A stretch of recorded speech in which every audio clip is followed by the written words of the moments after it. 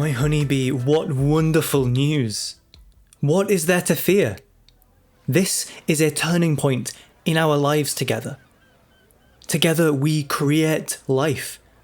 Many die before such an honour can be bestowed. Some are left barren by Venus, no hope given for a miracle. When I was a child, I was baffled by Augustus's obsession with producing more children. I felt that he was a hypocrite for his stern handling of infidelity and marriage. He was no saint himself, after all. Now, however, I think I'm starting to understand his way of thinking.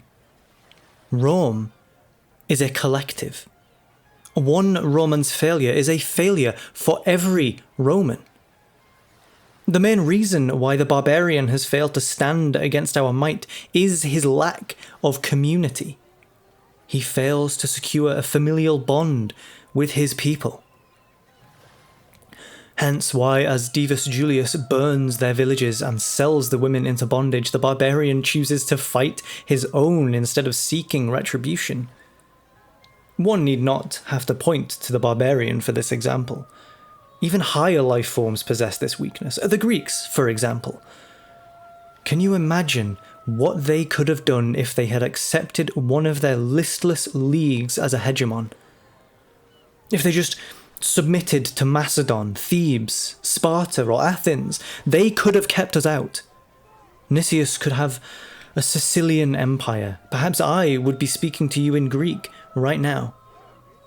Alas for Hellas, for all their intellect, they simply could never grasp the concept of the collective. They paid dearly for their love of individuality with civility to a higher power. We cannot allow ourselves to fall into this trap, Messalina. Regardless of how difficult it will be, regardless of the countless lies that we will tell ourselves, it must be done. Everything I have done was through pure hard work and resilience. When my nephew was in power, I had to lie and act the fool. I amused him and his slut of a wife to keep them from slitting my throat. I wept like a child when I was confident that no one was watching. I taught myself to defecate in fear. It was a marvellous performance, if I do say so myself.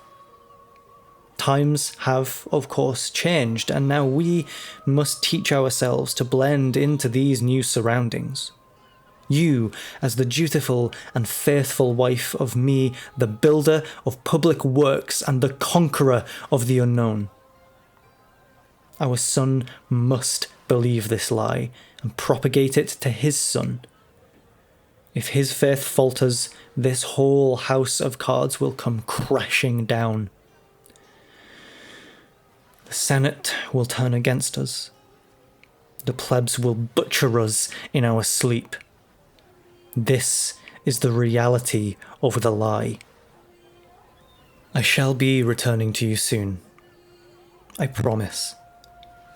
A governor has been chosen by myself, and it is my honest hope that this part of the world will no longer need my direct help.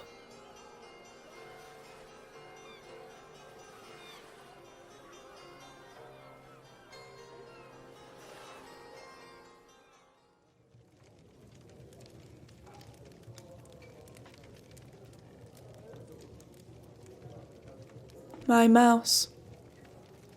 Warfare has changed you, little mouse, or perhaps brought out what should have been obvious all along. You really are Proteus. For a brief period of time, I pinned you down. I could get you to spill out all those wretched little secrets that you keep locked, bolted, and thrown into the Tiber. Now I have lost my grip. You are scurrying back to the ocean where I may very well lose you for good. I rather feel like Circe. Rome is my Aea.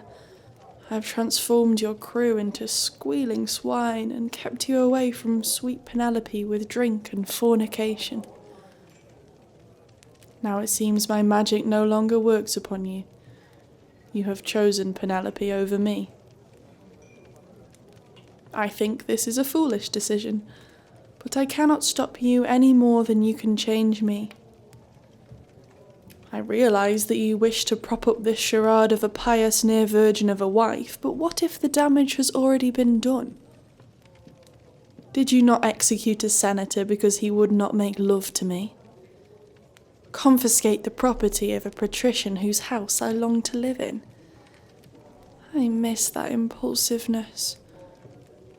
If we really must lie, does this mean we will have to change for real? As I stated, that cannot happen. You know this, which is why you are so determined to change it. We are what we are. Degenerates. You cannot change what is diluted in our blood. It will certainly not end with the child I now carry. You should know this. Your brother tried in vain to raise a boy worthy of the throne, worthy of the people who adored him, and yet what did he create instead? Little Boots the tyrant. The boy in love with the moon. Do not fall in love with the moon, Claudius. You can hope to reach it, but never will. You will lay waste to what is actually within reach, for all the attention of an apparition that does not even know you exist.